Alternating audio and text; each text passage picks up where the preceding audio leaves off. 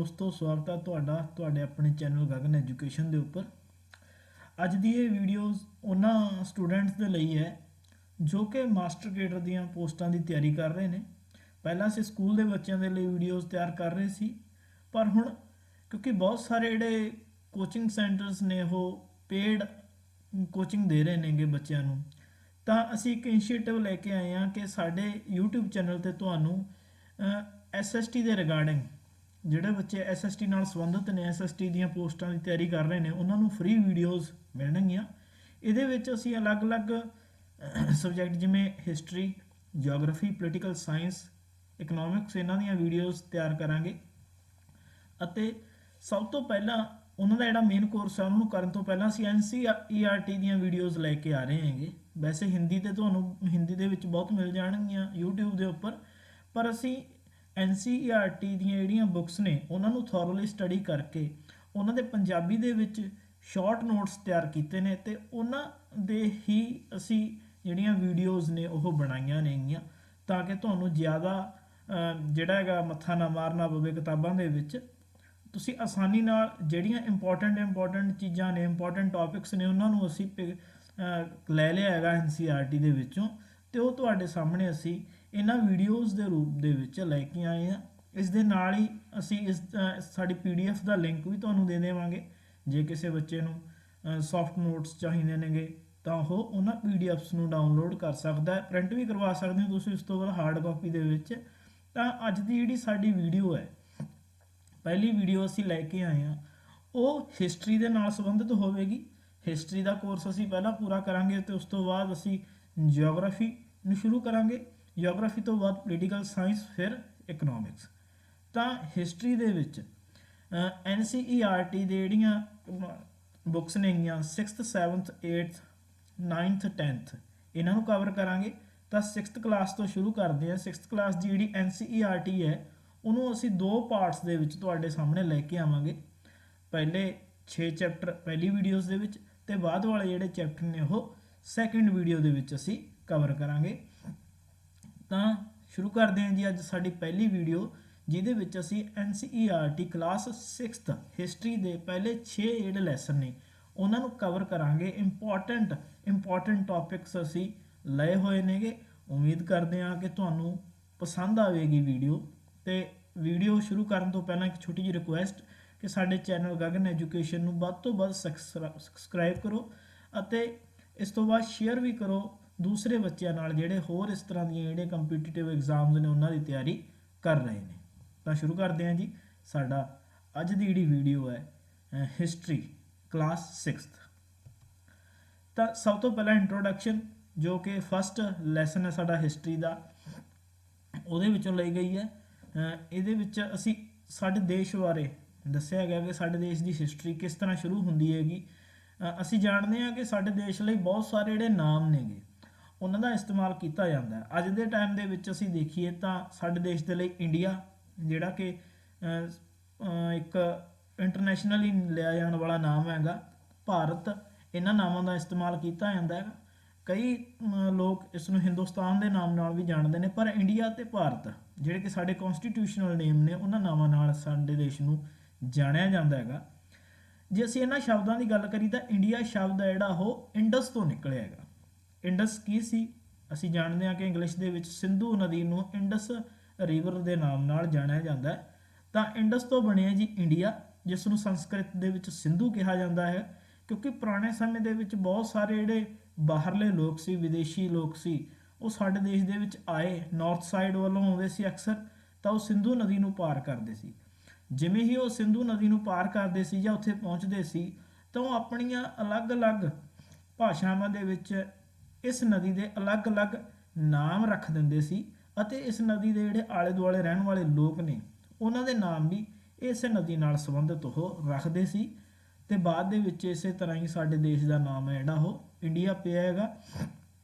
ਲਗਭਗ 2500 ਸਾਲ ਪਹਿਲਾਂ ਉੱਤਰ ਪੱਛਮ, ਜਿਹੜਾ ਕਿ ਸਾਡਾ ਨਾਰਥ, ਜਿਹੜਾ ਉੱਤਰ ਪੱਛਮ ਹੈ, ਨਾਰਥ ਵੈਸਟ ਵਾਲਾ ਸਾਈਡ ਹੈਗੀ, ਜਿਹਦੇ ਵਿੱਚ ਅਸੀਂ ਪਾਕਿਸਤਾਨ ਦਾ ਏਰੀਆ ਹੋ ਗਿਆ, ਅਫਗਾਨਿਸਤਾਨ ਦਾ ਏਰੀਆ ਜਾਂ ਹੜੱਪਾ ਸੱਭਿਅਤਾ ਵਾਲਾ ਸਾਰਾ, ਜਿੱਥੋਂ ਸਿੰਧੂ ਨਦੀ ਹੈ ਜਿਹੜੀ ਵਗਦੀ ਸੀ, ਲਹਿੰਦਾ ਪੰਜਾਬ ਹੈ ਜਿਹੜਾ ਉਸ ਦਾ ਏਰੀਆ ਹੈਗਾ ਉਸ ਨੂੰ ਕਵਰ ਕਰ ਲੈਂਦੇ ਹਾਂ। ਇਸ ਖੇਤਰ ਦੇ ਵਿੱਚ ਬਹੁਤ ਸਾਰੇ ਜਿਹੜੇ ਲੋਕ ਆਉਂਦੇ ਸੀਗੇ, ਜਿਵੇਂ ਕਿ ਈਰਾਨੀ ਅਤੇ ਯੂਨਾਨੀ, ਇਹ ਸਾਡੇ ਦੇਸ਼ ਦੇ ਵਿੱਚ ਆਏ।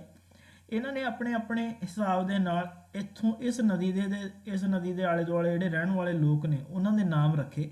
ਉਹਨਾਂ ਨੇ ਸਭ ਤੋਂ ਪਹਿਲਾਂ ਸਿੰਧੂ ਨਦੀ ਨੂੰ ਹਿੰਦੋਸ ਕਿਹਾ ਜਾਂ ਫਿਰ ਇੰਦੋਸ ਵੀ ਕਿਹਾ, ਤੇ ਇਸ ਦੇ ਜਿਹੜੀ ਪੂਰਬ ਦੇ ਵਿੱਚ ਭੂਮੀ ਸੀਗੀ, ਇਸ ਨਦੀ ਦੇ ਪੂਰਬ ਦੇ ਵਿੱਚ ਜਿਹੜਾ ਖੇਤਰ ਸੀ ਉਸ ਭੂਮੀ ਨੂੰ ਇੰਡੀਆ ਕਿਹਾ ਸੀਗਾ। ਜੇ ਉਸ ਤੋਂ ਬਾਅਦ ਭਾਰਤ ਨਾਮ ਦਾ ਪ੍ਰਯੋਗ ਹੈ ਜਿਹੜਾ ਉੱਤਰ ਪੱਛਮ ਵਿੱਚ ਰਹਿਣ ਵਾਲੇ ਜਿਹੜੇ ਲੋਕ ਸੀ ਉਹਨਾਂ ਦੇ ਲਈ ਵੀ ਕੀਤਾ ਗਿਆ, ਜਿਸ ਦੀ ਜਿਹੜੀ ਚਰਚਾ ਹੈਗੀ ਸਾਨੂੰ ਰਿਗਵੇਦ ਦੇ ਵਿੱਚੋਂ ਵੀ ਮਿਲਦੀ ਹੈ, ਜਿਹੜਾ ਸਾਡਾ ਸਭ ਤੋਂ ਪ੍ਰਾਚੀਨ ਗ੍ਰੰਥ ਹੈ। ਤੇ ਬਾਅਦ ਦੇ ਵਿੱਚ ਜਿਹੜਾ ਇਹ ਨਾਮ ਹੈਗਾ ਭਾਰਤ, ਇਹ ਇੱਕ ਪੂਰੇ ਦੇਸ਼ ਦੇ ਲਈ ਪ੍ਰਯੋਗ ਹੋਣ ਲੱਗ ਪਿਆ।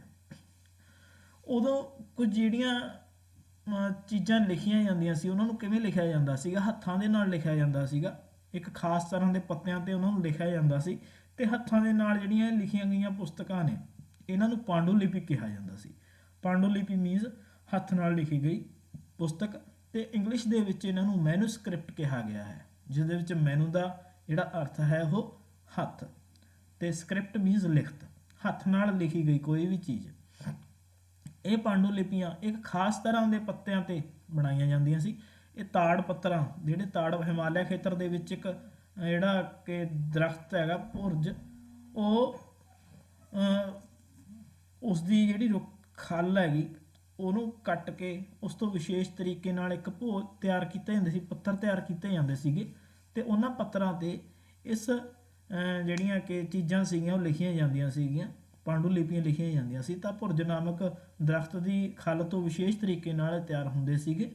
ਇਹਨਾਂ ਨੂੰ ਸਾਰਿਆਂ ਨੂੰ ਅਸੀਂ ਪਾਂਡੂਲਿਪੀ ਜਾਂ ਫਿਰ ਮੈਨੂਸਕ੍ਰਿਪਟ ਕਹਿ ਦਿੰਦੇ ਹਾਂ। ਉਸ ਤੋਂ ਬਾਅਦ ਇਹ ਲਿਖੀਆਂ ਕਿਹੜੀ ਭਾਸ਼ਾ ਦੇ ਵਿੱਚ ਜਾਂਦੀਆਂ ਸੀ, ਕਿਉਂਕਿ ਉਦੋਂ ਜਿਹੜੀ ਲੋਕਾਂ ਦੀ ਬੋਲਣ ਵਾਲੀ ਭਾਸ਼ਾ ਸੀ ਉਹ ਅਲੱਗ ਸੀ, ਲਿਖਣ ਵਾਲੀ ਭਾਸ਼ਾ ਸੀ ਉਹ ਅਲੱਗ ਸੀ। ਤਾਂ ਇਹਨਾਂ ਨੂੰ ਸੰਸਕ੍ਰਿਤ ਦੇ ਵਿੱਚ ਲਿਖਿਆ ਜਾਂਦਾ ਸੀਗਾ ਜ਼ਿਆਦਾਤਰ ਨੂੰ, ਪਰ ਸੰਸਕ੍ਰਿਤ ਤੋਂ ਇਲਾਵਾ ਵੀ ਕਈ ਜਿਹੜੀਆਂ ਸਾਨੂੰ ਪਾਂਡੂਲਿਪੀਆਂ ਮਿਲੀਆਂ ਨੇ ਉਹ ਪ੍ਰਾਕ੍ਰਿਤਿਕ ਅਤੇ ਤਮਿਲ ਭਾਸ਼ਾ ਦੇ ਵਿੱਚ ਲਿਖੀਆਂ ਮਿਲੀਆਂ ਨੇਗੀਆਂ। ਪ੍ਰਾਕ੍ਰਿਤਿਕ ਆਮ ਲੋਕਾਂ ਦੀ ਜਿਹੜੀ ਬੋਲਚਾਲ ਦੀ ਭਾਸ਼ਾ ਸੀਗੀ ਉਸ ਦੇ ਵਿੱਚ ਵੀ ਕਈ ਪਾਂਡੂਲਿਪੀਆਂ ਮਿਲੀਆਂ ਨੇ। ਤਾਂ ਇਹਨਾਂ ਪਾਂਡੂਲਿਪੀਆਂ ਨੂੰ ਅਸੀਂ ਪੜ੍ਹ ਕੇ ਸਾਡੀ ਹਿਸਟਰੀ ਹੈ ਜਿਹੜੀ ਉਸ ਨੂੰ ਜਾਣਨ ਦੀ ਕੋਸ਼ਿਸ਼ ਕਰਦੇ ਹਾਂ ਕਿ ਉਦੋਂ ਲੋਕ ਕਿਸ ਤਰ੍ਹਾਂ ਰਹਿੰਦੇ ਸੀ, ਲੋਕਾਂ ਦਾ ਜਿਹੜਾ ਜੀਵਨ ਹੈ ਉਹ ਕਿਵੇਂ ਸੀ। ਤੇ ਇਸ ਤੋਂ ਇਲਾਵਾ ਦੂਸਰਾ ਤਰੀਕਾ ਜਿਹਦੇ ਨਾਲ ਅਸੀਂ ਜਿਹੜਾ ਪੁਰਾਣਾ ਸਮਾਂ ਹੈਗਾ ਉਸ ਬਾਰੇ ਜਾਣਦੇ ਹਾਂ, ਪੁਰਾਣੇ ਲੋਕਾਂ ਦੇ ਜੀਵਨ ਬਾਰੇ ਜਾਣਦੇ ਹਾਂ, ਉਹ ਹੈ ਜੀ ਅਭਿਲੇਖ। ਅਭਿਲੇਖਾਂ ਨੂੰ ਪੜ੍ਹ ਕੇ ਸਾਨੂੰ ਬਹੁਤ ਸਾਰੀਆਂ ਚੀਜ਼ਾਂ ਦਾ ਪਤਾ ਲੱਗਦਾ ਹੈਗਾ। ਇਤਿਹਾਸ ਨੂੰ ਜਾਣਨ ਦੇ ਲਈ ਅਭਿਲੇਖਾਂ ਦਾ ਅਸੀਂ ਅਧਿਐਨ ਕਰਦੇ ਹੈਗੇ। ਅਭਿਲੇਖ ਹੁੰਦੇ ਕੀ ਨੇ? ਇਹ ਲੇਖ ਉਹ ਹੁੰਦੇ ਨੇ ਜਿਹੜੇ ਕਿ ਪੱਥਰ ਜਾਂ ਪੱਥਰ ਵਰਗੀ ਕਿਸੇ ਕਠੋਰ ਚੀਜ਼ ਦੇ ਉੱਪਰ ਉਕੇਰੇ ਜਾਂਦੇ ਸੀਗੇ, ਕਿਸੇ ਉਹਦੇ ਨਾਲ ਸੰਦ ਨਾਲ ਉਕੇਰੇ ਜਾਂਦੇ ਸੀ, ਛੈਣੀ ਨਾਲ ਉਕੇਰੇ ਜਾਂਦੇ ਸੀ, ਜਾਂ ਕਿਸੇ ਹੋਰ ਤਰ੍ਹਾਂ ਨਾਲ ਪੱਥਰਾਂ ਦੇ ਉੱਪਰ ਉਕੇਰਿਆ ਜਾਂਦਾ ਸੀ, ਅੱਖਰਾਂ ਨੂੰ ਲਿਖਵਾਇਆ ਜਾਂਦਾ ਸੀਗਾ। ਤਾਂ ਜਾਂ ਪੱਥਰ ਵਰਗੀ ਕੋਈ ਹੋਰ ਹਾਰਡ ਚੀਜ਼।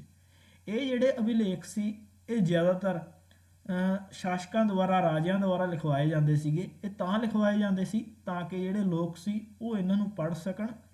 ਕਈ ਵਾਰ ਬਹੁਤ ਸਾਰੀਆਂ ਚੀਜ਼ਾਂ ਨੇ ਜਿਹੜੀਆਂ ਅਭਿਲੇਖਾਂ ਦੇ ਵਿੱਚ, ਜਿਵੇਂ ਕਿ ਰਾਜਾ ਆਪਣੀ ਤਾਰੀਫ, ਆਪਣੀ ਜਿੱਤਾਂ ਦਾ ਵਰਣਨ, ਇਹ ਸਾਰਾ ਕੁਝ ਵੀ ਅਭਿਲੇਖਾਂ ਦੇ ਵਿੱਚ ਲਿਖਵਾਉਂਦਾ ਸੀਗਾ।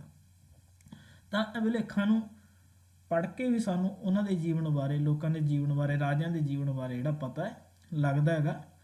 ਤੇ ਪੁਰਾਣੇ ਸਮੇਂ ਦੀਆਂ ਜਿਹੜੀਆਂ ਵਸਤੂਆਂ ਨੇ ਉਹਨਾਂ ਨੂੰ ਜਿਹੜੇ ਵੀ ਵਿਅਕਤੀ ਪੜ੍ਹਦੇ ਨੇ ਉਹਨਾਂ ਨੂੰ ਪੁਰਾਤੱਤਵਵਿਦ ਕਿਹਾ ਜਾਂਦਾ ਹੈਗਾ, ਪੁਰਾਤੱਤਵਵਿਦ ਦੇ ਨਾਮ ਨਾਲ ਜਾਣਿਆ ਜਾਂਦਾ। ਤਾਂ ਹੁਣ ਕੁਝ ਡੇਟਸ ਦੀ ਅਸੀਂ ਗੱਲ ਕਰਦੇ ਹਾਂਗੇ। ਪੁਰਾਣੇ ਸਮੇਂ ਨੂੰ ਅਸੀਂ ਪੜ੍ਹਦੇ ਕਿਵੇਂ ਆ? ਜਿਵੇਂ ਹੁਣ ਅਸੀਂ ਪੜ੍ਹਦੇ ਹਾਂ 2022 ਚੱਲ ਰਿਹਾ ਜੀ, 2022 ਈਸਵੀ ਕਹਿ ਦਿੰਦੇ ਹਾਂ ਅਸੀਂ। ਤਾਂ ਪੁਰਾਣੇ ਸਮੇਂ ਨੂੰ ਕਿਵੇਂ, ਕਿਹੜੀ ਤਰੀਕ ਦੇ ਨਾਲ ਕਿਵੇਂ ਲਿਖਿਆ ਜਾਂਦਾ ਸੀ? AD ਲਿਖਿਆ ਜਾਂਦਾ ਸੀ। ਕਈ ਥਾਵੇਂ ਅਸੀਂ BC ਪੜ੍ਹਦੇ ਹਾਂ ਜਾਂ ਕਈ ਥਾਵੇਂ ਅਸੀਂ BCE ਪੜ੍ਹਦੇ ਹਾਂ। ਤਾਂ ਉਹਨਾਂ ਦਾ ਕੀ ਮਤਲਬ ਹੈਗਾ? ਤਾਂ ਇਹ ਜਿਹੜੇ ਈਸਾ ਮਸੀਹ ਜਿਹੜੇ ਹੋਏ ਨੇ, ਕ੍ਰਿਸਚਨ ਗੋਡ ਹੋਏ ਨੇ, ਉਹਨਾਂ ਦੇ ਜਨਮ ਤੋਂ ਬਾਅਦ ਅਤੇ ਜਨਮ ਤੋਂ ਪਹਿਲਾਂ ਦੇ ਅਨੁਸਾਰ ਕੈਲੰਡਰ ਨੂੰ ਵੰਡਿਆ ਗਿਆ ਹੈਗਾ। ਜਿਹੜਾ ਈਸਾ ਮਸੀਹ ਦੇ ਜਨਮ ਤੋਂ ਪਹਿਲਾਂ ਵਾਲਾ ਸਮਾਂ ਉਸ ਨੂੰ ਈਸਾ ਪੂਰਵ ਦੇ ਨਾਮ ਨਾਲ ਜਾਣਿਆ ਗਿਆ ਹੈਗਾ, ਬਿਫੋਰ ਕ੍ਰਾਈਸਟ। ਤੇ ਉਸ ਤੋਂ ਬਾਅਦ ਵਾਲਾ ਜਿਹੜਾ ਸਮਾਂ ਹੈਗਾ ਉਸ ਨੂੰ AD ਦੇ ਨਾਲ ਜਾਣਿਆ ਗਿਆ, ਐਨੋ ਡੋਮਿਨੀ, ਈਸਾ ਮਸੀਹ ਦੇ ਜਨਮ ਤੋਂ ਬਾਅਦ। ਜਿਹੜੀ ਏਡੀ ਹੈ ਕਈ ਵਾਰ ਇਸ ਨੂੰ ਕਾਮਨ ਏਰਾ ਦੇ ਨਾਮ ਨਾਲ ਵੀ ਜਾਣਿਆ ਜਾਂਦਾ, ਸੀਈ ਵੀ ਲਿਖਿਆ ਜਾਂਦਾ ਅਤੇ BC ਨੂੰ BCE ਬਿਫੋਰ ਕਾਮਨ ਏਰਾ ਮਤਲਬ ਕਿ ਈਸਵੀ ਤੋਂ ਪਹਿਲਾਂ ਇਹ ਵੀ ਲਿਖਿਆ ਜਾਂਦਾ ਹੈ। ਕਈ ਵਾਰ ਅਸੀਂ BP ਵੀ ਕਈ ਵਾਰ ਦੇਖਦੇ ਆਂਗੇ ਲਿਖਿਆ ਹੁੰਦਾ ਹੈਗਾ, इसका मतलब भी है बिफोर प्रेजेंट मीनस AD तो पहला, ईसा मसीह के जन्म तो पहला।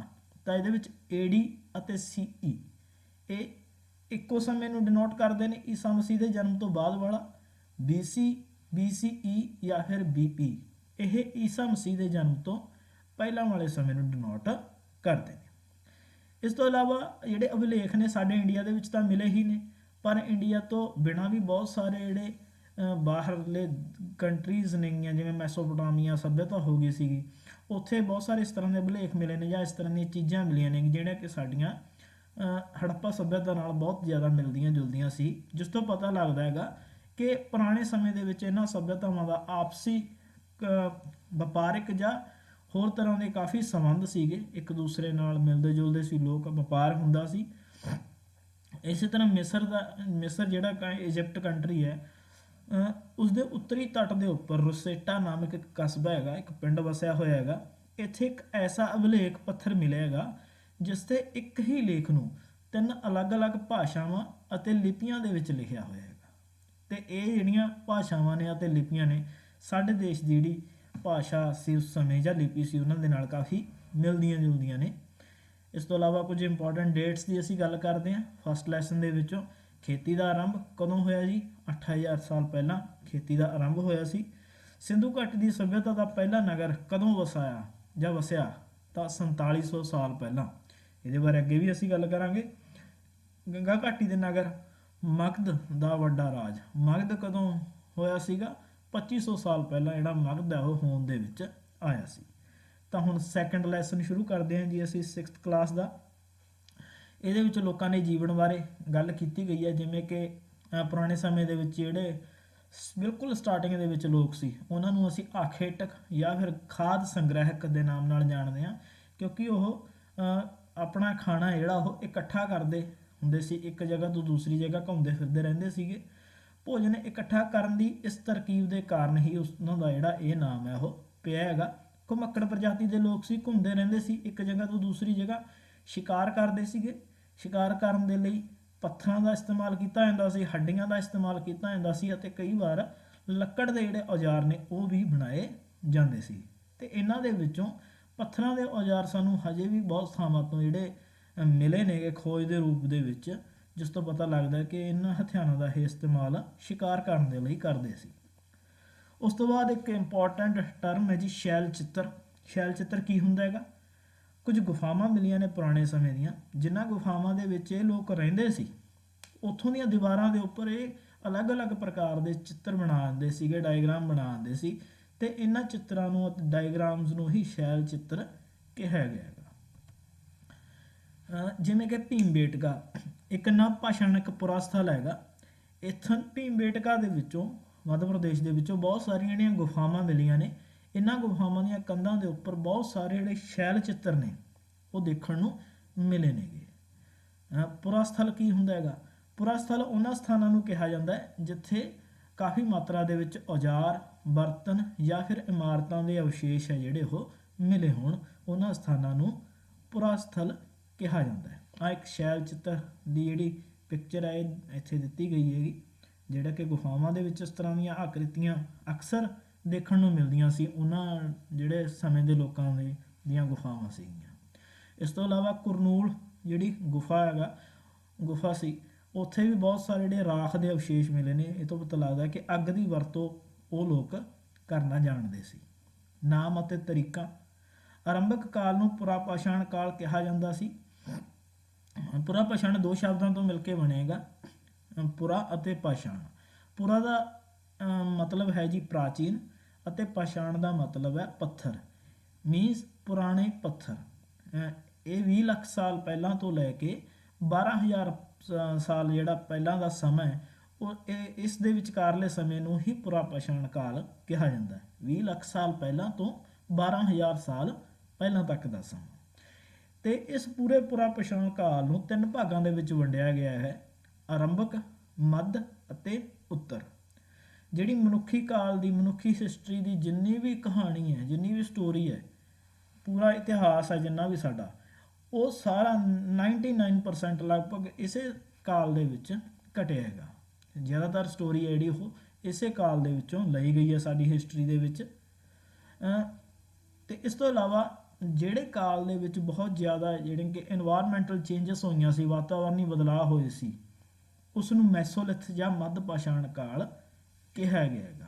ਪੁਰਾ ਪਾਸ਼ਾਣ, ਉਸ ਤੋਂ ਬਾਅਦ ਦੂਸਰਾ ਮੱਧ ਪਾਸ਼ਾਣ। ਇਹਦੇ ਵਿੱਚ ਕਾਫੀ ਜੋਗ੍ਰਾਫੀਕਲ ਜਿਹੜੇ ਚੇਂਜਸ ਆਏ ਸੀਗੇ।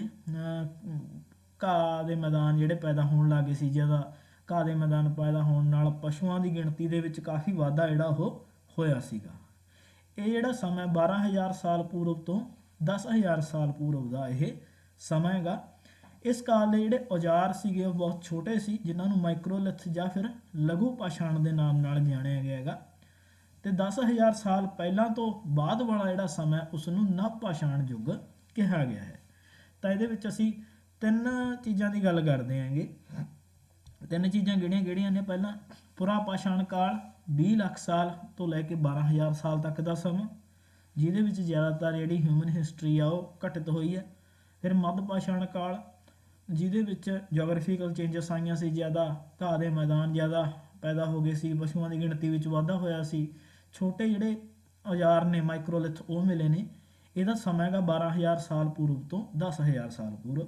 ਅਤੇ ਉਸ ਤੋਂ ਬਾਅਦ 10,000 ਸਾਲ ਪੂਰਵ ਤੋਂ ਬਾਅਦ ਵਾਲਾ ਸਮਾਂ ਜਿਹੜਾ ਉਸ ਨੂੰ ਨਵ ਪਾਸ਼ਾਣ ਯੁੱਗ ਕਿਹਾ ਗਿਆ ਹੈ।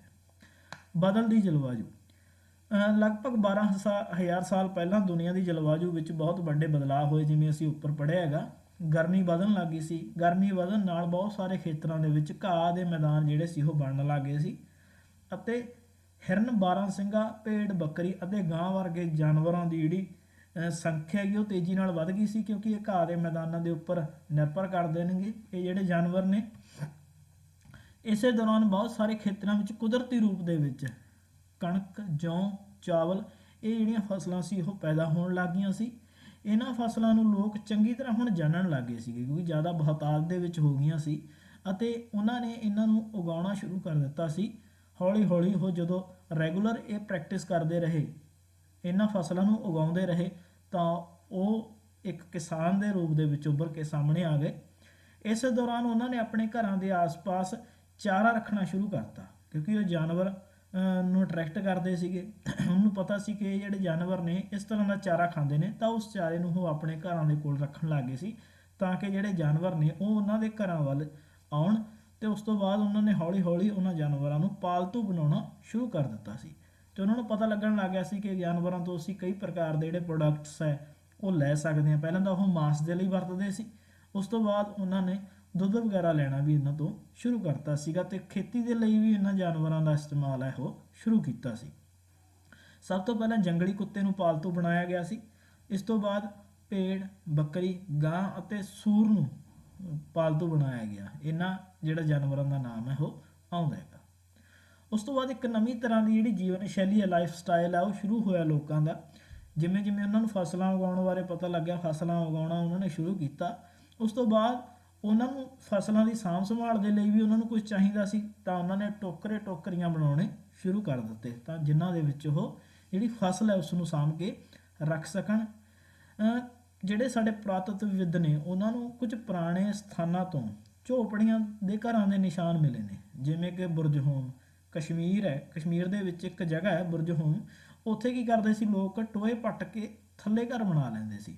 ਥੱਲੇ ਘਰ ਬਣਾਉਣ ਦਾ ਕਾਰਨ ਕੀ ਸੀ ਕਿ ਜ਼ਿਆਦਾ ਠੰਡ ਹੁੰਦੀ ਸੀ, ਤਾਂ ਠੰਡ ਤੋਂ ਬਚਣ ਦੇ ਲਈ ਉਹ ਥੱਲੇ ਟੋਏ ਪੱਟ ਲੈਂਦੇ ਸੀ। ਟੋਏ ਪੱਟ ਕੇ ਨੀਚੇ ਘਰ ਬਣਾਉਂਦੇ ਸੀ, ਤਾਂ ਉਸ ਦੇ ਵਿੱਚ ਰਹਿੰਦੇ ਸੀ, ਤਾਂ ਕਿ ਠੰਡ ਤੋਂ ਜਿਹੜਾ ਬਚਾਅ ਹੈ ਉਹ ਹੋ ਸਕੇ। ਮੇਹਰਗੜ੍ਹ ਇਹ ਇੱਕ ਇੰਪੋਰਟੈਂਟ ਸਥਾਨ ਹੈ ਜੀ ਸਾਡੀ ਹਿਸਟਰੀ ਦੇ ਵਿੱਚ। ਅਕਸਰ ਇਹਦੇ ਬਾਰੇ ਕਹਿਣ ਸੁਣਨ ਨੂੰ ਸਾਨੂੰ ਮਿਲ ਜਾਂਦਾ ਹੈਗਾ ਬੁੱਕਸ ਦੇ ਵਿੱਚ ਜਾਂ ਇੰਟਰਨੈਟ 'ਤੇ। ਅਸੀਂ ਕਈ ਵਾਰ ਸਰਚ ਮਾਰਦੇ ਹਾਂ ਤਾਂ ਜਦੋਂ ਮੇਹਰਗੜ੍ਹ ਦਾ ਨਾਮ ਸਾਹਮਣੇ ਆਉਂਦਾ ਹੈਗਾ। ਈਰਾਨ ਜਾਣ ਵਾਲਾ, ਜਦੋਂ ਅਸੀਂ ਈਰਾਨ ਜਾਂਦੇ ਹਾਂ ਇੰਡੀਆ ਤੋਂ, ਤਾਂ ਇੱਕ ਦਰਾ ਪੈਂਦਾ ਹੈਗਾ ਜੀ, ਸਭ ਤੋਂ ਇੰਪੋਰਟੈਂਟ ਦਰਾ ਹੈ ਬੋਲਨ ਦਰਾ, ਜਿਸ ਨੂੰ ਕਿਹਾ ਜਾਂਦਾ ਹੈਗਾ। ਬੋਲਨ ਦਰੇ ਦੇ ਕੋਲ ਇੱਕ ਸਮਤਲ ਮੈਦਾਨ ਹੈ ਜਿਹੜਾ ਕਿ ਕਾਫੀ ਹਰਿਆ ਭਰਿਆ ਹੈਗਾ। ਉਹ ਇਹੀ ਸਥਾਨ ਹੈ ਜੀ ਮੇਹਰਗੜ੍ਹ। ਇਹ ਉਹ ਸਥਾਨ ਹੈ ਜਿੱਥੇ ਔਰਤਾਂ ਅਤੇ ਪੁਰਸ਼ਾਂ ਨੇ ਸਭ ਤੋਂ ਪਹਿਲਾਂ ਜੌਂ, ਕਣਕ, ਇਹਨਾਂ ਫਸਲਾਂ ਨੂੰ ਉਗਾਉਣਾ ਅਤੇ ਭੇਡ ਬੱਕਰੀਆਂ ਨੂੰ ਪਾਲਣਾ ਸਿੱਖਿਆ ਸੀਗਾ। ਤਾਂ ਸਭ ਤੋਂ ਪਹਿਲਾਂ ਇੱਥੋਂ ਦੇ ਲੋਕ ਸੀ ਜਿਨ੍ਹਾਂ ਨੇ ਇਸ ਤਰ੍ਹਾਂ ਦੇ ਫਸਲਾਂ ਬੀਜਣੀਆਂ ਜਾਂ ਪਸ਼ੂ ਪਾਲਣੇ ਦੇ ਜਿਹੜਾ ਕੰਮ ਉਹ ਸ਼ੁਰੂ ਕੀਤਾ ਸੀਗਾ। ਇੱਥੇ ਕਈ ਪ੍ਰਕਾਰ ਦੇ ਜਾਨਵਰਾਂ ਦੀਆਂ ਹੱਡੀਆਂ ਮਿਲੀਆਂ ਨੇ, ਜਿਵੇਂ ਕਿ ਹਿਰਨ, ਸੂਰ, ਭੇਡ ਅਤੇ ਬੱਕਰੀ। ਇੱਥੇ ਕੁਝ ਚਕੋਰ ਅਤੇ ਆਇਤਾਕਾਰ ਘਰ ਵੀ ਮਿਲੇ ਨੇ। ਚਕੋਰ ਸ਼ੇਪ ਦੇ ਵਿੱਚ ਜਾਂ ਫਿਰ ਆਇਤਾਕਾਰ ਸ਼ੇਪ ਦੇ ਵਿੱਚ ਬਹੁਤ ਸਾਰੇ ਘਰ ਮਿਲੇ ਨੇ, ਤੇ ਹਰੇਕ ਘਰ ਦੇ ਵਿੱਚ 4 ਜਾਂ ਇਸ ਤੋਂ ਜ਼ਿਆਦਾ ਕਮਰੇ ਸਾਨੂੰ ਦੇਖਣ ਨੂੰ ਮਿਲੇ ਨੇ। ਇਸ ਤੋਂ ਇਲਾਵਾ ਘਰਾਂ ਦੇ ਵਿੱਚ ਇੱਕ ਭੰਡਾਰ ਕਮਰਾ ਵੀ ਹੁੰਦਾ ਸੀ, ਜਿਸ ਦਾ ਮਤਲਬ ਹੈ ਕਿ ਅਨਾਜ ਨੂੰ ਵੀ ਸਟੋਰ ਕਰਕੇ ਰੱਖਦੇ ਸੀ। ਮੌਤ ਦੇ ਬਾਅਦ ਜਿਹੜਾ ਜੀਵਨ ਹੈ ਉਸ ਨੂੰ ਇਹ ਮੰਨਦੇ ਸੀ ਲੋਕ, ਕਿਉਂਕਿ ਕਬਰਾਂ ਦੇ ਵਿੱਚ ਸਾਨੂੰ ਮੁਰਦਿਆਂ ਦੇ ਨਾਲ ਬਹੁਤ ਸਾਰਾ ਜਿਹੜਾ ਹੋਰ ਜ਼ਰੂਰੀ ਸਮਾਨ ਹੈ ਉਹ ਵੇਖਣ ਨੂੰ ਮਿਲਿਆ ਹੈਗਾ। ਇੱਥੋਂ ਤੱਕ ਕਿ ਬੱਕਰੀਆਂ ਵੀ ਕਈ ਕਬਰਾਂ ਦੇ ਵਿੱਚ ਮਿਲੀਆਂ ਨੇ, ਜਿਸ ਤੋਂ ਭਾਵ ਹੈ ਕਿ ਇਹ ਲੋਕ ਮੌਤ ਤੋਂ ਬਾਅਦ ਦੇ ਜੀਵਨ ਨੂੰ ਮੰਨਦੇ ਸੀ। ਜਦੋਂ ਕੋਈ ਕਿਸੇ ਵਿਅਕਤੀ ਦੀ ਡੈਥ ਹੋ ਜਾਂਦੀ ਸੀ ਤਾਂ ਉਸ ਦੀ ਕਬਰ ਦੇ ਵਿੱਚ ਇਹ ਜਿਹੜੀਆਂ ਜ਼ਰੂਰੀ ਚੀਜ਼ਾਂ ਨੇ ਉਹ ਰੱਖ ਦਿੱਤੀਆਂ ਜਾਂਦੀਆਂ ਸੀ, ਤਾਂ ਕਿ ਉਹ ਉਸ ਤੋਂ ਬਾਅਦ ਉਹਨਾਂ ਦੀ ਜਿਹੜੀ ਵਰਤੋਂ ਹੈ ਉਹ ਕਰ ਸਕੇ। ਤਾਂ ਅਸੀਂ ਕੁਝ ਇੰਪੋਰਟੈਂਟ ਡੇਟਸ ਦੀ ਇਹਦੇ ਵਿੱਚ ਡਿਸਕਸ਼ਨ ਕੀਤੀ ਸੀ। ਪਹਿਲਾਂ ਪੁਰਾ ਪਾਸ਼ਾਣ ਕਾਲ ਹੈ, ਉਹ 20 ਲੱਖ ਸਾਲ ਪੂਰਵ ਤੋਂ ਲੈ ਕੇ 12,000 ਸਾਲ ਪੂਰਵ ਤੱਕ। ਮੱਧ ਪਾਸ਼ਾਣ ਯੁੱਗ 12,000 ਤੋਂ ਲੈ ਕੇ 10,000 ਸਾਲ ਪੂਰਵ। ਉਸ ਤੋਂ ਬਾਅਦ ਵਸਣ ਦੀ ਪ੍ਰਕਿਰਿਆ, ਜਦੋਂ ਲੋਕਾਂ ਨੇ ਇੱਕ ਜਗ੍ਹਾ 'ਤੇ ਰਹਿਣਾ ਸ਼ੁਰੂ ਕੀਤਾ, ਇਹ 12,000 ਸਾਲ ਪਹਿਲਾਂ ਦੀ ਘਟਨਾ ਹੈਗੀ। ਉਸ ਤੋਂ ਬਾਅਦ ਨਵ ਪਾਸ਼ਾਣ ਯੁੱਗ ਦਾ ਜਿਹੜਾ ਆਰੰਭ ਹੈ ਉਹ 10,000 ਸਾਲ ਪਹਿਲਾਂ ਹੋਇਆ ਹੈਗਾ। ਮੇਹਰਗੜ੍ਹ ਵਿੱਚ ਲੋਕ ਕਦੋਂ ਬਸਤੀਆਂ ਬਣਾ ਕੇ ਰਹਿਣ ਲੱਗੇ? ਇਹ 8,000 ਸਾਲ ਪਹਿਲਾਂ ਦਾ ਘਟਨਾਕ੍ਰਮ ਹੈ। ਤਾਂ ਹੁਣ ਅਸੀਂ ਸ਼ੁਰੂ ਕਰਦੇ ਹਾਂ ਜੀ ਲੈਸਨ 3, ਆਰੰਭਿਕ ਨਗਰ। ਹੁਣ ਨਗਰਾਂ ਦੀ ਅਸੀਂ ਗੱਲ ਕਰਾਂਗੇ, ਜਿਹਦੇ ਵਿੱਚ ਅਸੀਂ ਹੜੱਪਾ ਸੱਭਿਅਤਾ 'ਤੇ ਆਵਾਂਗੇ, ਕਿਉਂਕਿ ਨਗਰੀ ਸੱਭਿਅਤਾ ਇਸ ਨੂੰ ਕਿਹਾ ਜਾਂਦਾ ਹੈਗਾ।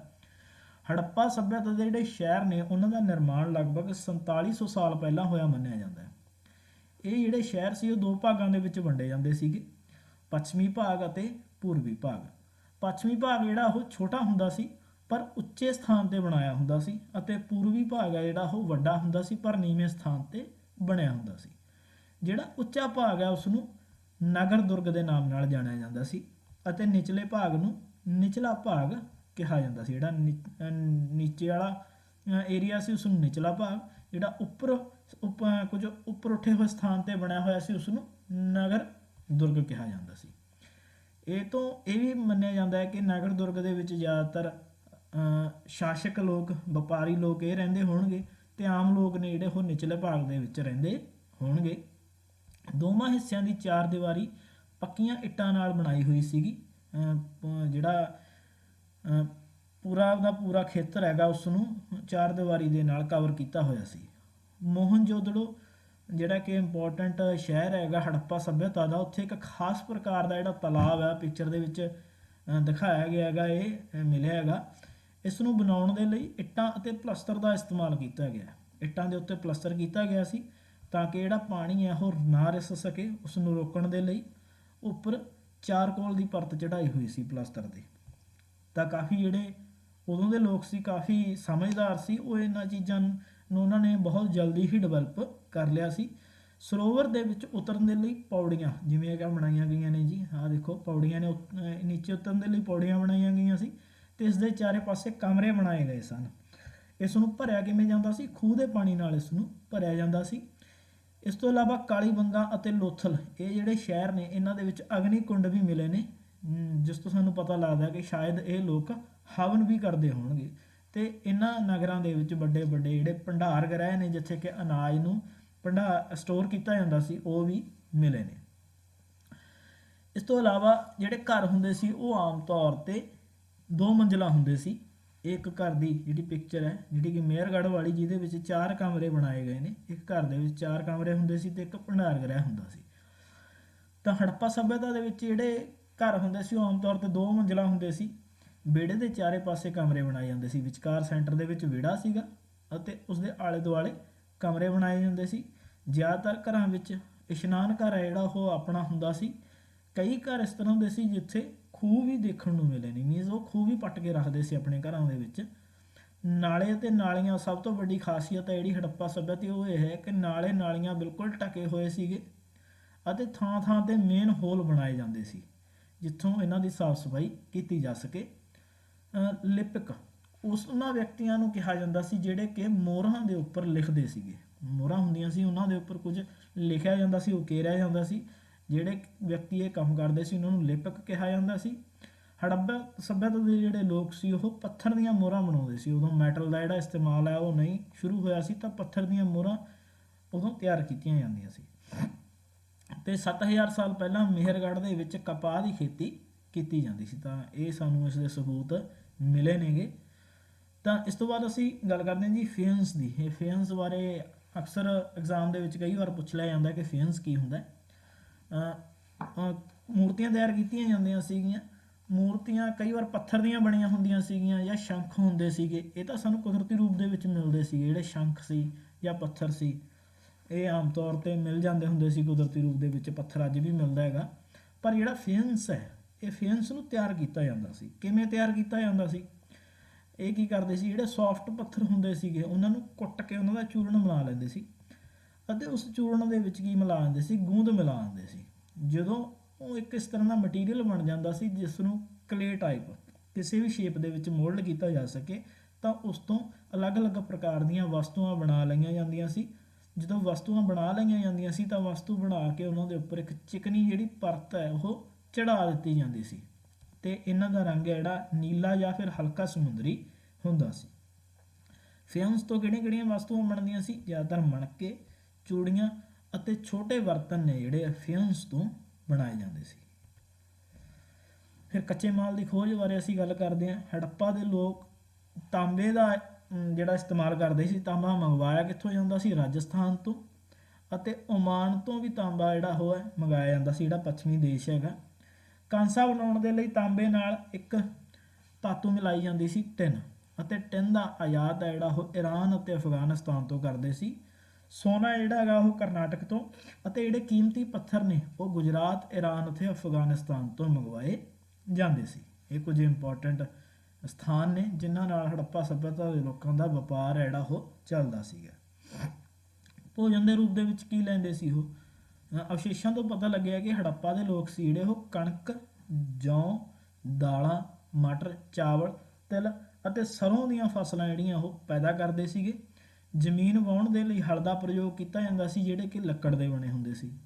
ਪਾਣੀ ਨੂੰ ਇਕੱਠਾ ਕਰਕੇ ਰੱਖਿਆ ਜਾਂਦਾ ਸੀ ਸਰੋਵਰਾਂ ਦੇ ਵਿੱਚ ਜਾਂ ਫਿਰ ਖੂਹ ਪੱਟੇ ਹੋਏ ਸੀ। ਗਾਂ, ਮੱਝ, ਭੇਡ, ਬੱਕਰੀ ਇਹਨਾਂ ਜਾਨਵਰਾਂ ਨੂੰ ਪਾਲਿਆ ਜਾਂਦਾ ਸੀ।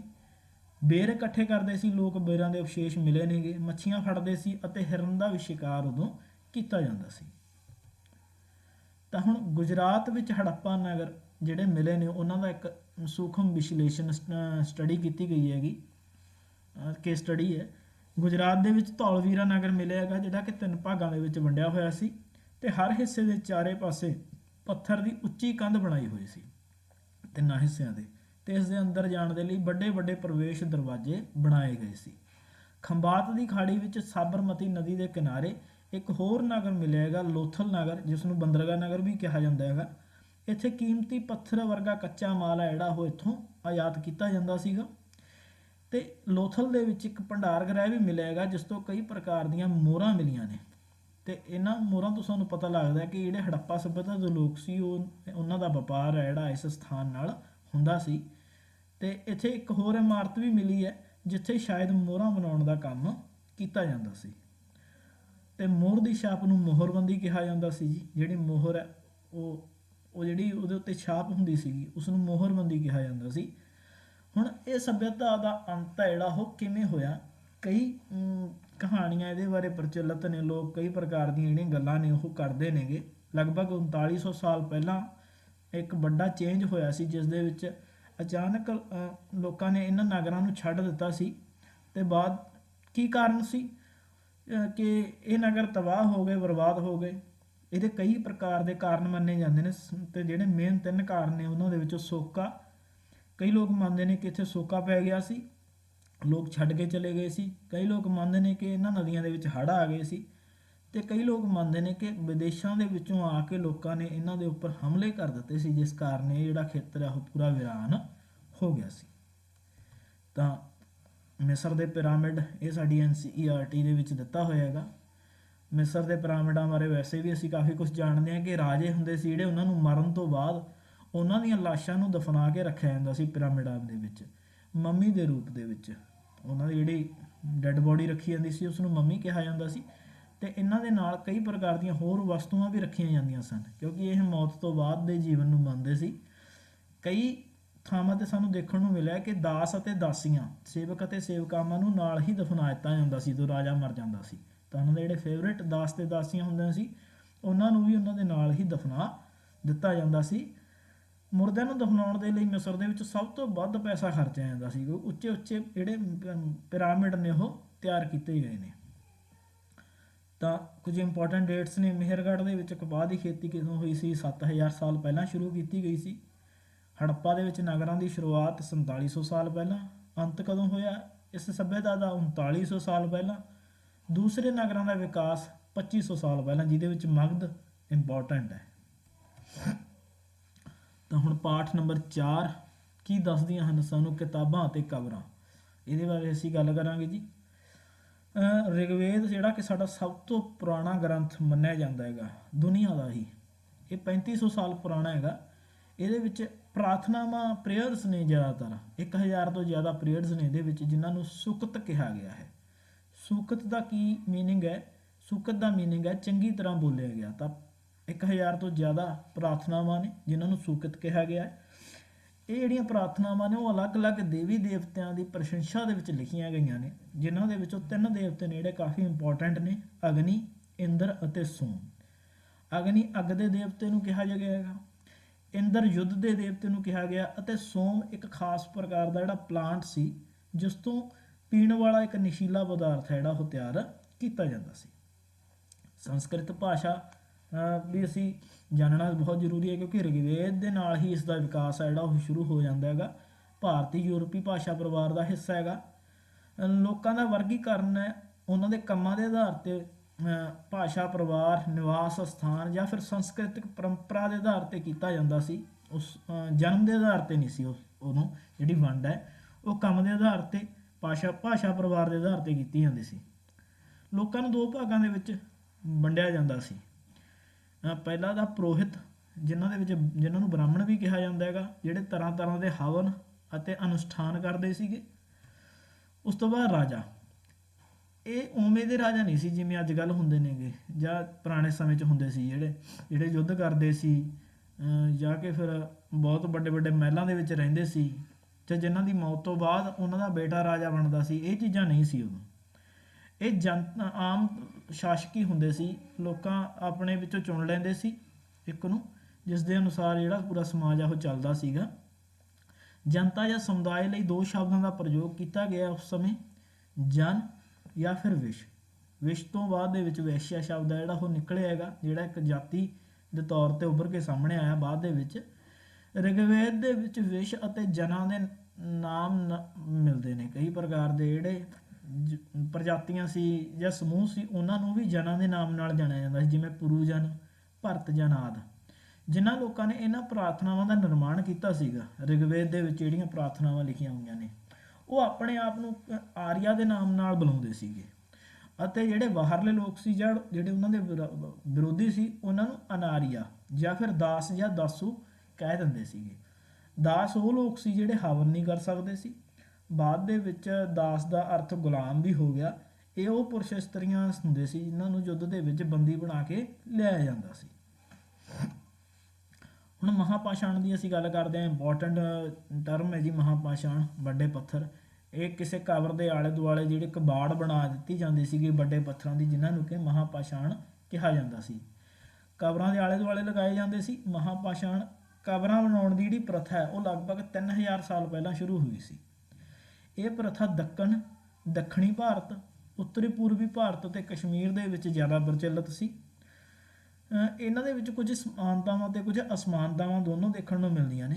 ਜਿਵੇਂ ਕਿ ਮੁਰਦਿਆਂ ਨੂੰ ਖਾਸ ਕਿਸਮ ਦੇ ਮਿੱਟੀ ਦੇ ਬਰਤਨਾਂ ਨਾਲ ਦਫਨਾਇਆ ਜਾਂਦਾ ਸੀ। ਮਿੱਟੀ ਦੇ ਬਰਤਨ ਰੱਖ ਦਿੱਤੇ ਜਾਂਦੇ ਸੀ ਉਹਨਾਂ ਦੇ ਨਾਲ।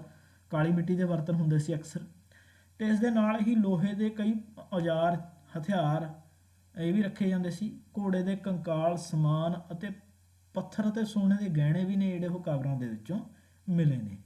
ਇਸ ਤੋਂ ਪਤਾ ਲੱਗਦਾ ਕਿ ਇੰਨਾ ਸਾਰਾ ਸਮਾਨ ਹੈ ਜਿਹੜਾ ਉਹ ਕਬਰਾਂ ਦੇ ਵਿੱਚ ਹੀ ਦਫਨਾ ਦਿੱਤਾ ਜਾਂਦਾ ਸੀ ਬੰਦਿਆਂ ਦੇ ਨਾਲ।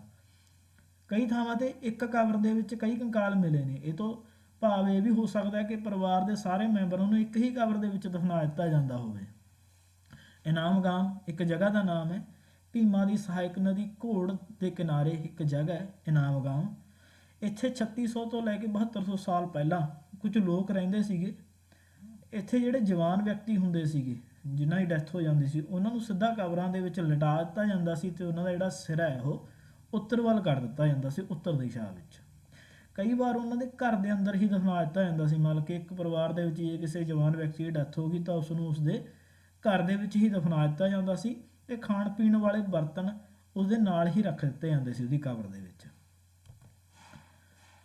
ਕੰਕਾਲ ਦੇ ਨਾਲ ਬਹੁਤ ਸਾਰਾ ਜਿਹੜਾ ਸਮਾਨ ਹੈ ਉਹ ਸਾਨੂੰ ਮਿਲਦਾ ਹੈਗਾ ਕਬਰਾਂ ਦੇ ਵਿੱਚ, ਜਿਸ ਤੋਂ ਪਤਾ ਲੱਗਦਾ ਹੈ ਕਿ ਇਹ ਕੰਕਾਲ ਪੁਰਸ਼ ਦਾ ਜਾਂ ਇਸਤਰੀ ਦਾ, ਕਿਉਂਕਿ ਇਸਤਰੀ ਦੇ ਨਾਲ ਹਾਰ ਸ਼ਿੰਗਾਰ ਵਾਲਾ ਸਮਾਨ ਬਹੁਤ ਸਾਰਾ ਜਿਹੜਾ ਰੱਖਿਆ ਜਾਂਦਾ ਸੀ, ਪੁਰਸ਼ਾਂ ਦੇ ਨਾਲ ਅਲੱਗ ਪ੍ਰਕਾਰ ਦਾ ਸਮਾਨ ਰੱਖਿਆ ਜਾਂਦਾ ਸੀ। ਤਾਂ ਸਾਨੂੰ ਅੰਦਾਜ਼ਾ ਹੋ ਜਾਂਦਾ ਕਿ ਇਹ ਕੰਕਾਲ ਇਸਤਰੀਆਂ ਦੇ ਨੇ ਜਾਂ ਫਿਰ ਪੁਰਸ਼ਾਂ ਦੇ ਨੇ। 3500 ਸਾਲ ਪਹਿਲਾਂ ਚੀਨ ਵਿੱਚ ਲੇਖਣ ਕਲਾ ਦਾ ਰਾਈਟਿੰਗ ਦਾ ਜਿਹੜਾ ਨਮੂਨੇ ਸਾਨੂੰ ਮਿਲੇ ਨੇਗੇ। ਇਹ ਰਾਈਟਿੰਗ ਕਿੱਥੇ ਕੀਤੀ ਗਈ ਹੈ? ਜਾਨਵਰਾਂ ਦੀਆਂ ਹੱਡੀਆਂ ਦੇ ਉੱਪਰ ਕੀਤੀ ਗਈ ਹੈ ਅਤੇ ਇਹਨਾਂ ਨੂੰ ਆਮ ਭਾਸ਼ਾ ਦੇ ਵਿੱਚ ਭਵਿੱਖ ਦੱਸਣ ਵਾਲੀਆਂ ਹੱਡੀਆਂ ਕਿਹਾ ਜਾਂਦਾ ਸੀ। ਅੱਜ ਤੋਂ 2000 ਸਾਲ ਪਹਿਲਾਂ ਚਰਕ ਨਾਮ ਦੇ ਇੱਕ ਪ੍ਰਸਿੱਧ ਵੈਦ ਹੋਏ ਨੇ ਇੰਡੀਆ ਦੇ ਵਿੱਚ, ਪੰਜਾਬ ਦੇ ਵਿੱਚ, ਜਿਨ੍ਹਾਂ ਨੂੰ ਚਿਕਿਤਸਾ ਸ਼ਾਸਤਰ ਦੇ ਉੱਪਰ ਇੱਕ ਬੁੱਕ ਲਿਖੀ ਸੀ ਚਰਕ ਸੰਹਿਤਾ। ਅਤੇ ਉਹਨਾਂ ਨੇ ਉਸ ਸਮੇਂ ਦੱਸ ਦਿੱਤਾ ਸੀ ਕਿ ਮਨੁੱਖੀ ਸਰੀਰ ਦੇ ਵਿੱਚ 306 ਹੱਡੀਆਂ ਹੁੰਦੀਆਂ ਹਨ।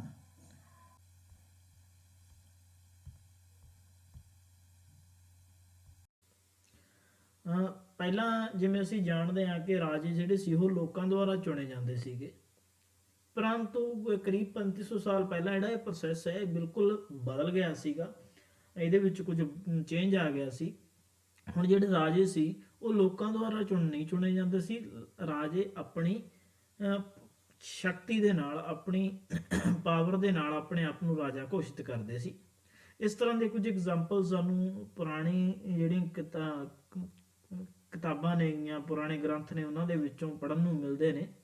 ਵੱਡੇ ਵੱਡੇ ਹਵਨ ਕਰਕੇ ਜਿਹੜੇ ਰਾਜੇ ਸੀਗੇ ਉਹ ਆਪਣੇ ਆਪ ਨੂੰ ਪ੍ਰਸਿੱਧ ਕਰ ਲੈਂਦੇ ਸੀਗੇ। ਇਹਨਾਂ ਦੇ ਵਿੱਚੋਂ ਇੱਕ ਅਸ਼ਵਮੇਘ ਯੱਗ ਹੈ ਜਿਹੜਾ ਉਹ ਕਾਫੀ ਮਹੱਤਵਪੂਰਨ ਹੈ। ਇਹ ਰਾਜਿਆਂ ਦੁਆਰਾ ਕੀਤਾ ਜਾਂਦਾ ਸੀਗਾ ਅਤੇ ਅਸ਼ਵਮੇਘ ਯੱਗ ਕਰਨ ਵਾਲੇ ਰਾਜੇ ਨੂੰ ਸਭ ਤੋਂ ਸ਼ਕਤੀਸ਼ਾਲੀ ਰਾਜਾ ਮੰਨਿਆ ਜਾਂਦਾ ਸੀ। ਇਹਦੇ ਵਿੱਚ ਕੀ ਹੁੰਦਾ ਸੀ ਕਿ ਇੱਕ ਯੱਗ ਦਾ ਹਵਨ ਦਾ ਆਯੋਜਨ ਕੀਤਾ ਜਾਂਦਾ ਸੀ ਅਤੇ ਇਸ ਦੇ ਵਿੱਚ ਇੱਕ ਘੋੜੇ ਨੂੰ ਰਾਜੇ ਦੇ ਲੋਕਾਂ ਦੀ ਦੇਖ ਰੇਖ ਦੇ ਵਿੱਚ ਖੁੱਲ੍ਹਾ ਘੁੰਮਣ ਲਈ ਛੱਡ ਦਿੱਤਾ ਜਾਂਦਾ ਸੀ। ਉਹ ਜਿਹੜਾ ਘੋੜਾ ਸੀ ਉਹ ਅਲੱਗ-ਅਲੱਗ ਖੇਤਰਾਂ ਦੇ ਵਿੱਚੋਂ ਗੁਜ਼ਰਦਾ ਸੀ। ਜੇਕਰ ਕੋਈ ਦੂਸਰਾ ਰਾਜਾ ਉਸ ਨੂੰ ਆਪਣੇ ਖੇਤਰ ਦੇ ਵਿੱਚ ਰੋਕ ਲੈਂਦਾ ਸੀ ਤਾਂ ਦੋਨਾਂ ਦੇ ਵਿਚਕਾਰ ਯੁੱਧ ਹੁੰਦਾ ਸੀ ਅਤੇ ਜਿਹੜਾ ਰਾਜਾ ਜਿੱਤ ਜਾਂਦਾ ਸੀ ਉਸ ਨੂੰ ਸ਼ਕਤੀਸ਼ਾਲੀ ਮੰਨਿਆ ਜਾਂਦਾ ਸੀ। ਪਰ ਜੇਕਰ ਇਸ ਘੋੜੇ ਨੂੰ ਕੋਈ ਰਾਜਾ ਨਹੀਂ ਰੋਕਦਾ ਸੀ ਤਾਂ ਪੁਰੋਹਿਤ ਯੱਗ ਕਰਨ ਵਾਲੇ ਰਾਜੇ ਨੂੰ ਸ਼ਕਤੀਸ਼ਾਲੀ ਘੋਸ਼ਿਤ ਕਰ ਦਿੰਦੇ ਸੀ ਅਤੇ ਦੂਸਰੇ ਰਾਜੇ ਉਸ ਦੇ ਲਈ ਉਪਹਾਰ ਲੈ ਕੇ ਆਉਂਦੇ ਸਨ। ਉਸ ਤੋਂ ਬਾਅਦ ਰਾਜੇ ਨੂੰ ਰਾਜ ਸਿੰਘਾਸਨ ਜਾਂ ਸ਼ੇਰ ਦੀ ਖੱਲ ਉੱਤੇ ਬਿਠਾਇਆ ਜਾਂਦਾ ਸੀ ਅਤੇ ਰਾਜੇ ਦਾ ਜਿਹੜਾ ਸਾਰਥੀ ਹੁੰਦਾ ਸੀ ਉਹ ਉਸ ਦੀਆਂ ਜਿੱਤਾਂ ਦਾ ਗੁਣਗਾਨ ਕਰਦਾ ਸੀ। ਉਸ ਤੋਂ ਬਾਅਦ ਅਸੀਂ ਗੱਲ ਕਰਦੇ ਹਾਂ ਵਰਣਾਂ ਦੀ ਜੀ। ਵਾਰਨ ਲਿਖਿਆ ਹੋਇਆ ਪਰ ਵਰਨ ਇਹ ਅਸਲ ਦੇ ਵਿੱਚ ਸਪੈਲਿੰਗ ਮਿਸਟੇਕ ਹੈ, ਮਾਫ ਕਰਨਾ। ਤਾਂ ਇਸ ਸਮੇਂ ਉੱਤਰ ਭਾਰਤ ਦੇ ਵਿੱਚ ਖਾਸ ਕਰਕੇ ਜਿਹੜਾ ਗੰਗਾ ਯਮਨਾ ਵਾਲਾ ਇਲਾਕਾ ਹੈਗਾ, ਇੱਥੇ ਬਹੁਤ ਸਾਰੇ ਗ੍ਰੰਥਾਂ ਦੀ ਰਚਨਾ ਕੀਤੀ ਗਈ ਸੀ। ਰਿਗਵੇਦ ਤੋਂ ਬਾਅਦ ਲਿਖੇ ਹੋਣ ਕਰਕੇ ਇਹਨਾਂ ਨੂੰ ਉੱਤਰ ਵੈਦਿਕ ਗ੍ਰੰਥ ਦੇ ਨਾਮ ਨਾਲ ਵੀ ਜਾਣਿਆ ਜਾਂਦਾ ਹੈ। ਇਹਨਾਂ ਦੇ ਅੰਤਰਗਤ 3 ਗ੍ਰੰਥ ਸਾਮਵੇਦ, ਅਥਰਵੇਦ ਅਤੇ ਯਜੁਰਵੇਦ ਆਉਂਦੇ ਨੇ ਅਤੇ ਇਸ ਤੋਂ ਇਲਾਵਾ ਹੋਰ ਬਹੁਤ ਸਾਰੇ ਛੋਟੀਆਂ ਜਿਹੜੇ ਗ੍ਰੰਥ ਨੇ ਉਹ ਸ਼ਾਮਿਲ ਕੀਤੇ ਜਾਂਦੇ ਨੇ ਇਹਨਾਂ ਦੇ ਵਿੱਚ, ਜਿਵੇਂ ਉਪਨਿਸ਼ਦ ਹੋ ਗਏ। ਲੋਕ ਸੀ ਜਿਹੜੇ ਉਹ ਕਈ ਭਾਗਾਂ ਦੇ ਵਿੱਚ ਵੰਡੇ ਹੋਏ ਸੀ, ਜਿਵੇਂ ਪੁਰੋਹਿਤ, ਯੋਧਾ, ਕਿਸਾਨ, ਪਸ਼ੂ ਪਾਲਕ, ਵਪਾਰੀ, ਸ਼ਿਲਪਕਾਰ, ਮਜ਼ਦੂਰ ਆਦਿ। ਇਹ ਅਲੱਗ-ਅਲੱਗ ਕੰਮ ਕਰਦੇ ਸੀਗੇ।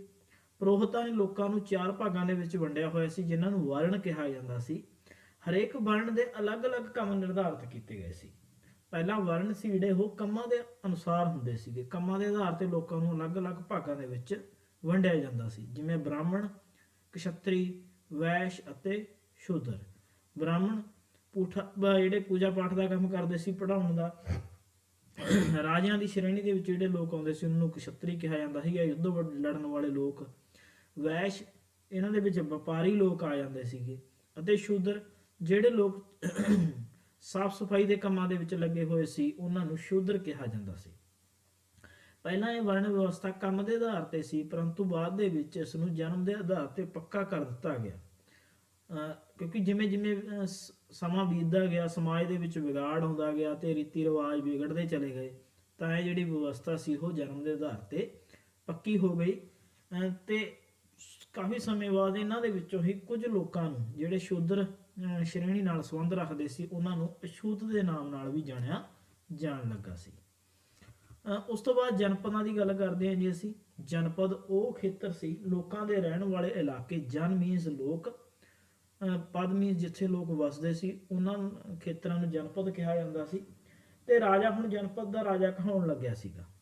ਸ਼ਾਸਕ ਸੀ ਜਿਹੜੇ ਉਹ ਜਨਪਦਾਂ ਦੇ ਸ਼ਾਸਕ ਬਣ ਗਏ ਸੀਗੇ। ਇਹਨਾਂ ਦੇ ਵਿੱਚੋਂ ਕੁਝ ਜਿਹੜੇ ਜਨਪਦ ਨੇ ਉਹਨਾਂ ਦੀ ਖੁਦਾਈ ਵੀ ਕੀਤੀ ਗਈ ਹੈ, ਜਿਸ ਦੇ ਵਿੱਚੋਂ ਸਾਨੂੰ ਕੁਝ ਖਾਸ ਤਰ੍ਹਾਂ ਦੇ ਜਿਹੜੇ ਬਰਤਨ ਮਿਲੇ ਨੇ। ਇੱਕ ਪਿਕਚਰ ਵੀ ਨੀਚੇ ਦਿੱਤੀ ਗਈ ਹੈ ਤੇ ਇਹਨਾਂ ਬਰਤਨਾਂ ਨੂੰ ਚਿੱਤਰਤ ਪੂਸਰ ਪਾਤਰ ਕਿਹਾ ਜਾਂਦਾ ਹੈ। ਮਹਾਜਨਪਦ, ਇਹਨਾਂ ਜਨਪਦਾਂ ਦੇ ਵਿੱਚੋਂ ਵੀ ਕੁਝ ਜਿਹੜੇ ਜਨਪਦ ਸੀ ਉਹ ਬਹੁਤ ਜ਼ਿਆਦਾ ਪ੍ਰਸਿੱਧ ਹੋ ਗਏ ਸੀਗੇ, ਸ਼ਕਤੀਸ਼ਾਲੀ ਹੋ ਗਏ ਸੀ, ਜਿਨ੍ਹਾਂ ਨੂੰ ਮਹਾਜਨਪਦ ਕਿਹਾ ਜਾਣ ਲੱਗ ਪਿਆ। ਜਿਵੇਂ ਮਗਧ ਦੀ ਅਸੀਂ ਗੱਲ ਕੀਤੀ ਹੈ, ਇਹਨਾਂ ਦੀਆਂ ਜਿਹੜੀਆਂ ਰਾਜਧਾਨੀਆਂ ਹੁੰਦੀਆਂ ਸੀ ਉਹਨਾਂ ਦੀ ਕਿਲ੍ਹੇਬੰਦੀ ਕਰਵਾਈ ਜਾਂਦੀ ਸੀ। ਹੁਣ ਰਾਜੇ ਕੀ ਸੀ, ਕਿਲ੍ਹਿਆਂ ਦੇ ਵਿੱਚ ਸੈਨਾ ਰੱਖਣ ਲੱਗ ਪਏ ਸੀ। ਸੈਨਾ ਨੂੰ ਇੱਕ ਨਿਯਮਿਤ ਤਨਖਾਹ ਦਿੱਤੀ ਜਾਂਦੀ ਸੀ, ਤਾਂ ਕਿਉਂਕਿ ਉਹਨਾਂ ਨੂੰ ਯੁੱਧ ਦੇ ਵਿੱਚ ਪਾਰਟਿਸਿਪੇਟ ਕਰਨਾ ਹੁੰਦਾ ਸੀਗਾ।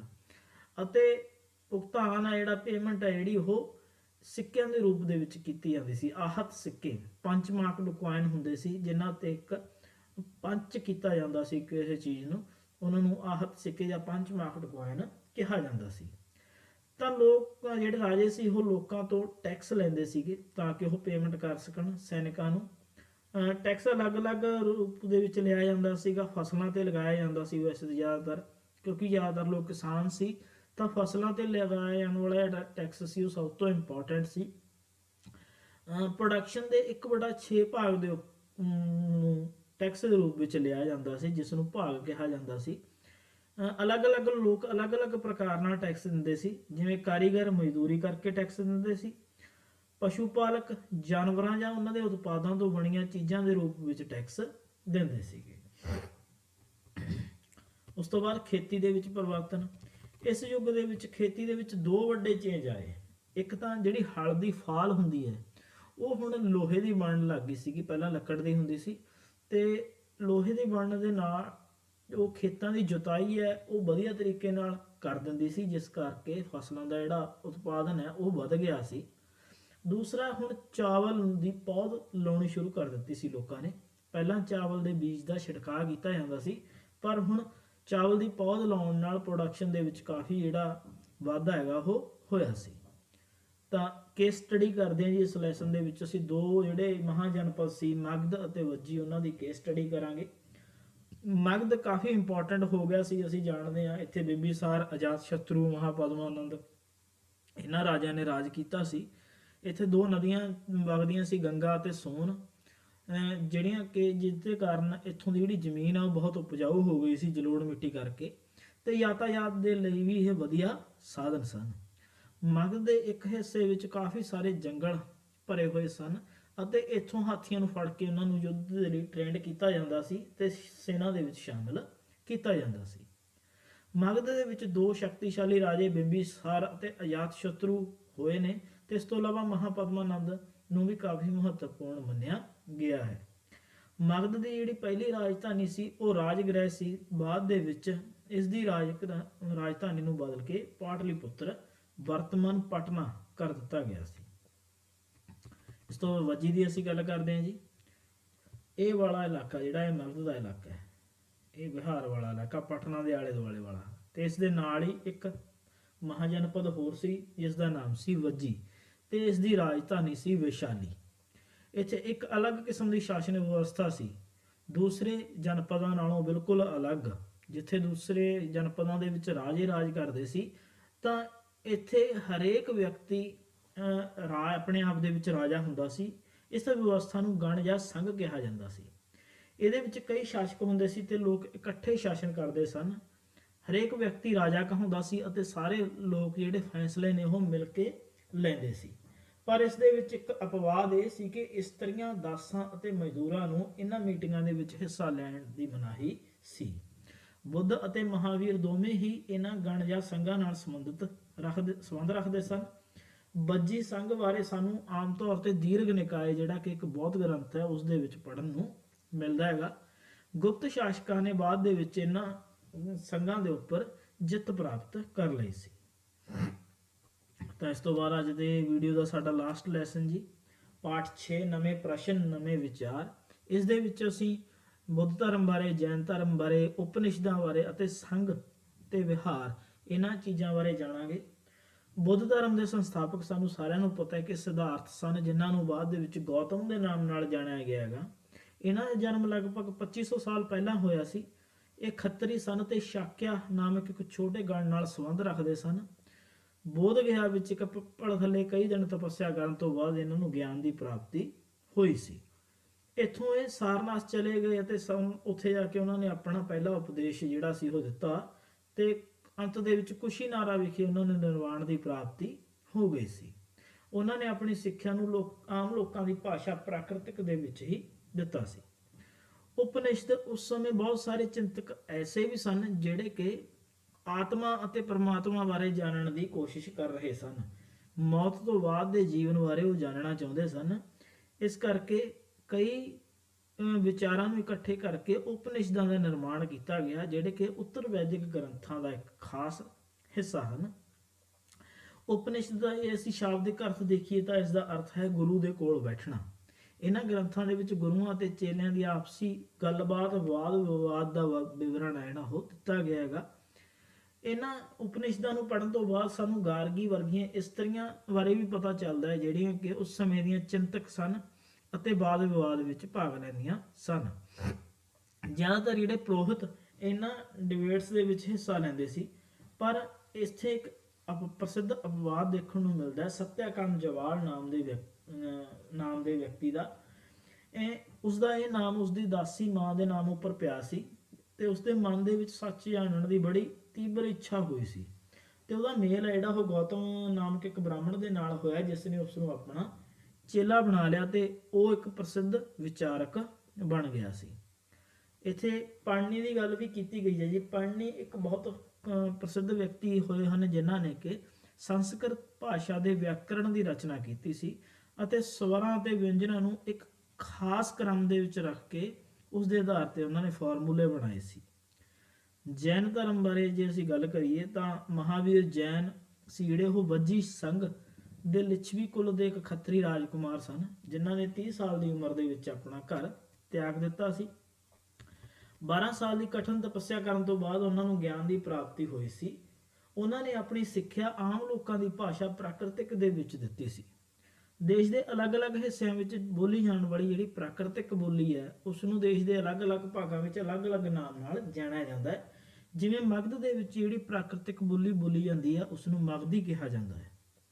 ਜੈਨ ਸ਼ਬਦ ਜਿਨ ਸ਼ਬਦ ਤੋਂ ਬਣਿਆਗਾ, ਜਿਸ ਦਾ ਅਰਥ ਹੈ ਵਿਜੇਤਾ, ਜਿੱਤਣ ਵਾਲਾ। ਵਰਤਮਾਨ ਰੂਪ ਵਿੱਚ ਉਪਲਬਧ ਜੈਨ ਧਰਮ ਦੀਆਂ ਜਿਹੜੀਆਂ ਵੀ ਸਿੱਖਿਆਵਾਂ ਨੇ, ਉਹਨਾਂ ਦੀ ਜਿਹੜੀ ਸੰਕਲਨ ਹੈ ਉਹ 1500 ਸਾਲ ਪਹਿਲਾਂ ਕੀਤਾ ਗਿਆ। ਕਿੱਥੇ ਕੀਤਾ ਗਿਆ ਜੀ?